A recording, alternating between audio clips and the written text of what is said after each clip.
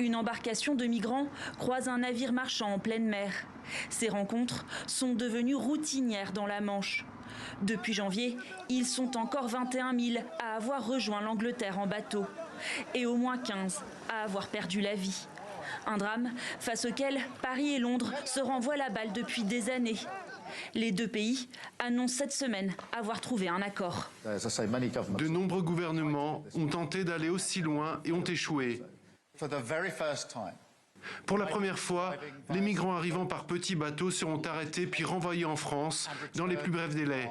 En échange de chaque retour, un individu différent pourra venir via un itinéraire contrôlé et légal. La France accepte de reprendre les migrants refoulés par le Royaume-Uni. Le projet pilote prévoit de renvoyer près de 50 personnes par semaine, soit 6% des arrivants. En contrepartie, Londres ouvre pour la première fois une voie légale à l'asile. Cependant, seuls les candidats dont la nationalité garantirait quasi automatiquement l'obtention de ce statut ou le droit au regroupement familial sont concernés. Pour les autres, rien ne change. Les ONG dénoncent un accord aussi dangereux qu'inefficace. Il s'agit d'un accord sordide qui s'accompagne d'un échange de vies humaines. Un accord qui ne s'attaquera pas à la cause profonde des traversées, le manque d'itinéraires sûrs.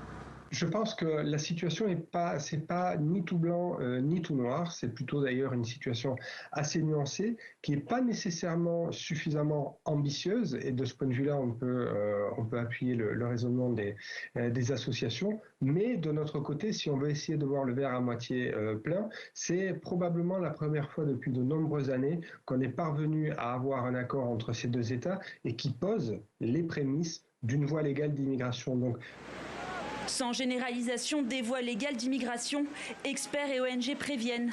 Les traversées ne sont pas près de s'arrêter. Car arrivés de l'autre côté, 71% des migrants finissent par voir leur demande d'asile acceptée par les autorités.